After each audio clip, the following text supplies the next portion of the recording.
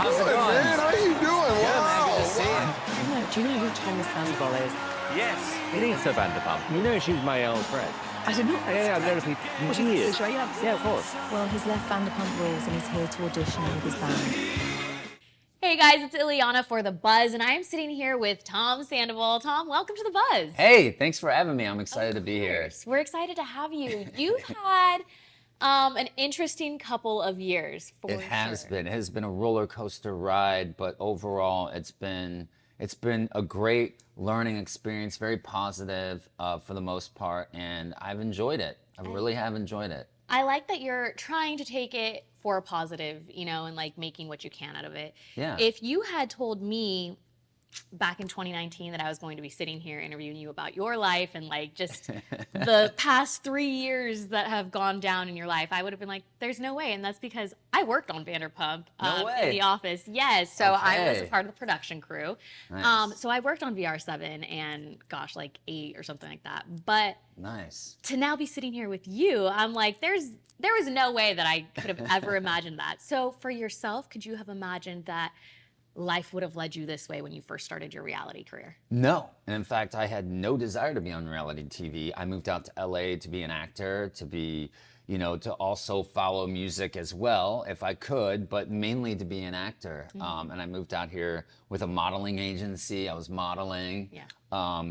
And, you know, got Yeah, a job. on like the hills or Laguna Beach. Yeah, or that's something, too. right. Yes, That's right. I was yeah. for a modeling casting. It was so funny about that little clip is that, you know, when you go in typically for a casting for a runway show, they take a look at your book, grab a comp card, and they just tell you to walk. Okay. They don't sit you down in front of a table and get interviewed. Right, Like, right.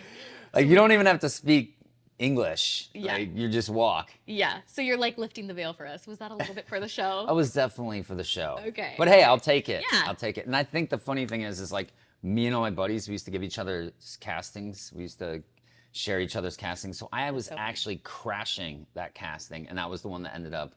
Yeah. Oh my God. That's so funny. The more you know, right? Yeah. Okay, so that was the start of reality. That wasn't necessarily your like big moment. Yeah, in reality, and then you know I started working at Villa Blanca when Ken and Lisa opened that restaurant. I helped create the cocktail menu there, and then started working at Sir, and then this whole thing just came about. I think it was on Pandora's bachelorette party Yeah. in Vegas where they noticed that there was some drama with the work staff and the people that were there, and production seemed interested in it. Then we shot a pilot, and then, you know, it took off from there. Like day 2 of filming, Jackson Stassi broke up, shit hit the fan, and we just never looked back. the drama just never stopped either. It did not. Oh my God. Okay, so right then and there, you're like, this train is rolling and I'm rolling with it. There's like no turning back. Yeah. Was there ever a moment where you were like, I want off? Like, get me out of this? Yeah, I think, you know, with reality TV in general, it takes a few years to, you know, start actually making some decent money. And there was just a whole lot of ourselves being put out there. And, you know, then eventually we started getting, you know, paid more, and Yeah. it became more attractive. But yeah, of course you went through those times because, you know, when we're filming that, you know, the show, it's like, it might be a 2-hour conversation, hour and a half, whatever, but you know, only 3 to 5 minutes Right. of that ends Sit up down. on TV, and there's a lot of like, well, this was actually so, and you know, but either way, I do appreciate most of the authenticity that they really put out there and the experience, and it's like, who would have thought that, you know, the journey there would become, Right. you know, sort of like the destination, at least for a while. Yeah. And I think for you, like you're talking about, the authenticity that was captured through it all, right? Like people loved that about the show. They loved the fact that you guys were just like outrageous and all of this stuff was happening and it was drama and they almost couldn't believe what they were seeing. But at the same time, they're like, but these people are actually friends, like outside Yeah. of the show and whatnot. So it was this weird balance of like, is this too much? Or is it just enough? And you guys somehow figured it out. And I'm sure I mean, at times it definitely was too much, but Yeah. but yeah, it was definitely a roller coaster ride. And I remember every year we'd be like, holy shit, I can't believe that just happened. Oh my gosh, like all this stuff went down. There's no way we will be able to like do that again next season. And then the next season would come and it'd be like, oh my gosh. Something Like- else. Yes, yeah. Everything just kind of piles on top until you're like, whoa, this is all just a huge explosion, which unfortunately you also had to deal with, right? Like that's part Yeah. of being on reality TV is you're putting your life out there, the good, the bad, the ugly. And if it's not your turn today, it Yeah. doesn't mean it's not going to be your turn soon. Yeah, and that's the one thing that, you know, everybody should know is that being on a reality show is definitely a double-edged sword. And I've definitely experienced both sides of it. And I'm grateful for my experience. And I've really enjoyed lately, you know, getting back to a life of privacy and having, you know, not having everything out there at all times or worrying about or having to have those discussions. And I've really appreciated, like, because that's the thing. It's like when you're on a show like Vanderpump Rules, you know, you can't sit there and talk about all your, you know, new show you're watching, binging right now. You can't, a lot of it can be very dark. Yeah. And, you know, that's the things that they want you to talk about. And it doesn't matter how good of friends you are with somebody. When you get specific enough, you will fundamentally disagree with anybody on things. You know, when you get down to the nitty gritty, the specifics. So, and that's the kind of conflict. It's like they want to have you. They want you to have the one conversation with the one person you don't want to have Right. with about the one thing you don't want to talk about after a couple drinks. Yeah. Oh, absolutely. Yeah. No, there's always drinks involved, and that's, I mean, something that I even discovered in working with reality and working in reality is it messes with people a lot, and it's Yeah. not just the cast members. I think it also has an effect on generations as a whole, like people that are watching it, viewers, because I think for younger generations, they grew up watching reality TV like that was normal for them, right? Like for us, we didn't necessarily, reality TV was like Big Brother, like you know, Yeah, like, it was real world. It Yes. was just not. I didn't really look at.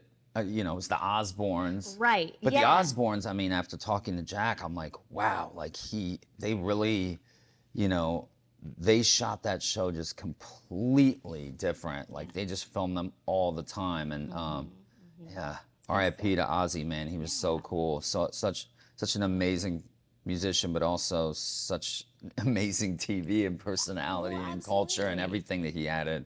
But yeah, it's been really cool and a nice adjustment, like doing more like competition reality shows. Like I really like that where, you know, it's not about, because at a certain point in time, it sometimes can feel like on a show like that, which I feel like I see that on Housewives a lot more. It's like a lot of digging and trying to dig up dirt on people to have something to talk about that's interesting versus like on a competition reality show, the interesting thing is already happening. It's the art that's happening, or the Yeah. competition. That Yeah, is the like- competition that's happening, and it's how you're dealing with the situation that you're currently in with people that you're just getting to know. Yeah. And the camaraderie that happens in that, because we're all going through this, you know what I mean? Yeah. And how we're all dealing with stress and helping each other deal with that stressful and that excitement that's happening, like on a show like Traders or on a show like Fox Special Forces. Yeah. But it's really cool. You get to see a real different side of people, and a lot of the facade, the preconceived thoughts, all those things kind of go away Right. when you see people put in high pressure situations and That fight or and flight being- kicks in too. It's different. yeah, than- being pushed to their limits or having to like game and all that Yeah. stuff.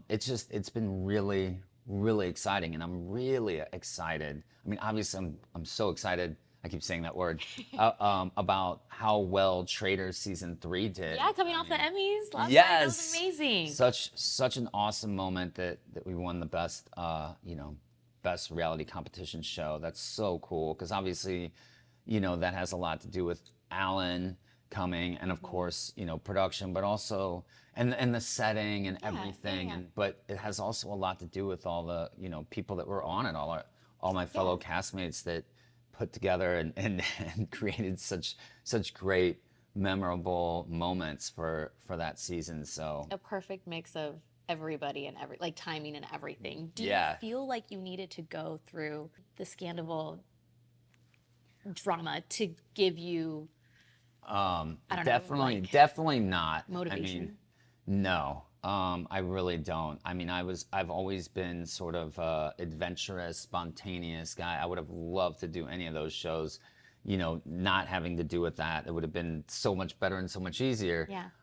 But I never look backwards. I never say shoulda, woulda, coulda. I mean, you could do that all day, but you drive yourself crazy. All I can do is just move towards the future and grow and learn from my experiences and my mistakes that I've made in life. And I feel like I've done that, and I try to continue to do that. And and just onwards and upwards. Like I was saying before, I'm so excited for House of Villains season 3 to come out, because I feel like it's really stepped up. I enjoyed the previous seasons, but this feels like a real new beginning. It feels like it's like leveled up. Okay. And it was such a great cast. And what I really loved, like, I love Traitors. The one thing I didn't love about it, but it's one of the cool things about it, is that you're not nearly as control. Like if you're a faithful, like, you might just get murdered to throw people off. They might not know who to murder that night, so they're just like, well, just this person. Yeah. You know what I mean? So you have less control in that factor. But being on a show like House of Villains, which was it's a smaller, shorter, more condensed version of Big Brother, like Celebrity Big Brother. I felt you feel so much more in control of your environment, Right, yeah. the type of environment you want to put yourself in. Like, do you want it tumultuous? I did not, so I made sure that everybody felt cool, calm, safe, appreciated. Okay.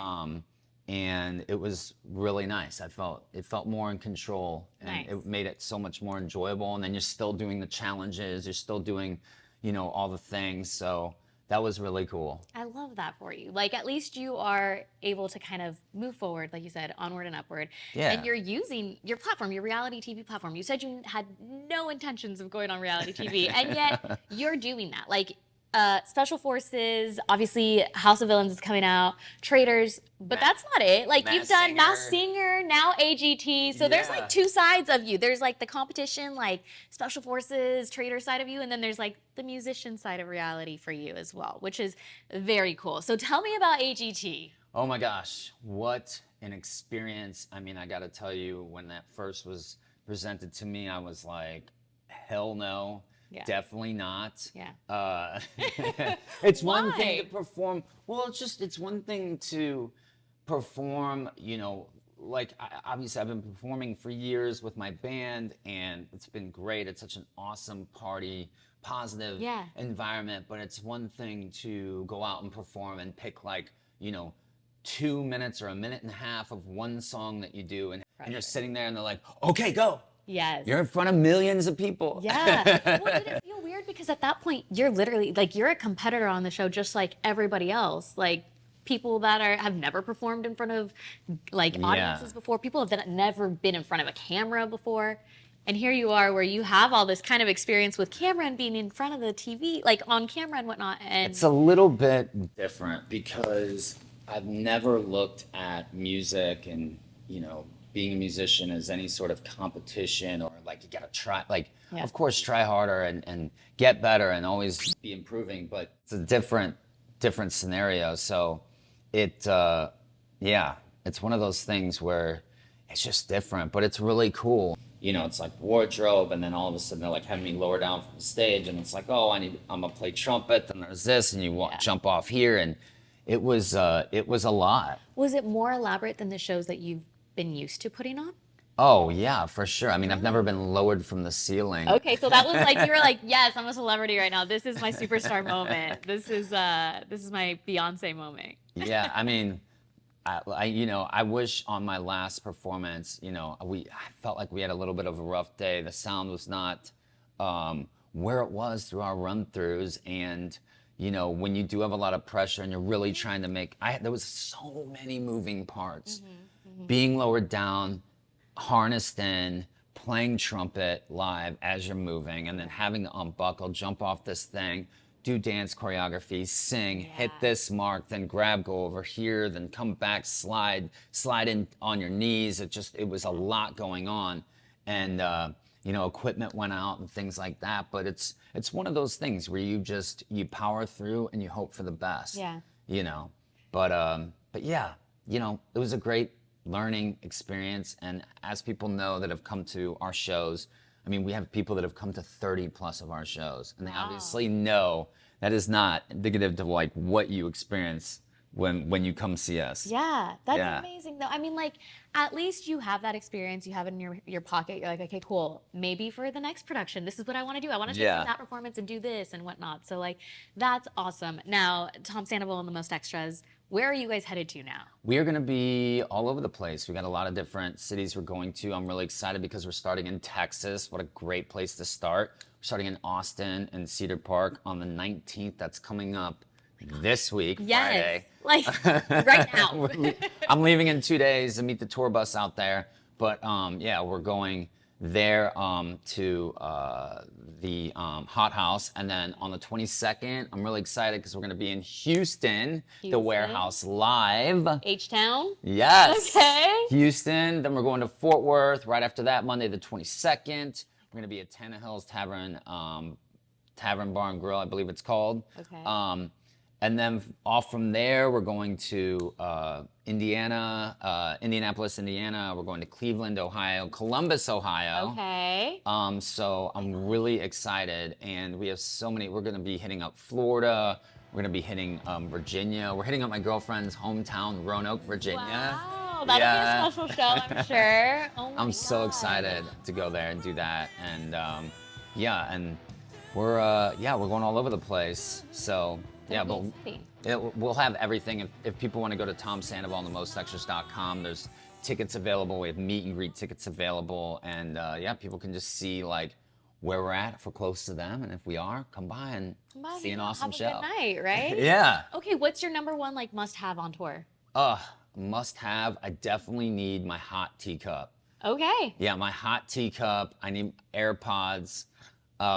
He's like, let me tune out the world. Let me get the Yes. vocals right. Okay. Yeah. Okay. Those are some must-haves. And you're on the bus with everybody, yeah? Yeah. How is that? What's the bus like? It's great. I mean, what's so great about being on a bus, first, you know, if you were flying, you would have to, you'd have to get hotels, check into hotels, which sucks. It's a process, and then unpack, then like repack and leave, and then go to the venue, and then like go back from the venue, grab your stuff, and then it's just like this whole process. When you're on a bus, you show up at the place, you have everything with you right there outside the back door, and then as soon as the show's over, you go hop back on the bus, and you're on your way to the next city. Like no check-in, no nothing. You just literally go to sleep. It's amazing. That's true. You're like, okay, I'm off the stage. I'm good to go. I can go to sleep. Not yet, I'm good to go. But it's a lot. I feel like tour living is.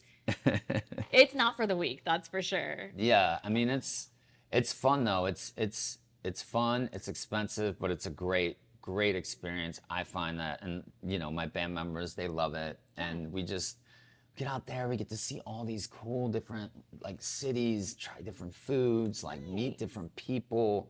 It's all different vibes. It's just really, it's really fun. It's like every day it's a fresh city, fresh audience. Okay. Yeah. I love that. So it's something new every day. Yeah. Do you have the same members in your band that you did back when? Yeah. Wow. Yeah. That's amazing. Yeah, same members. All right, so what can we expect from you in the future?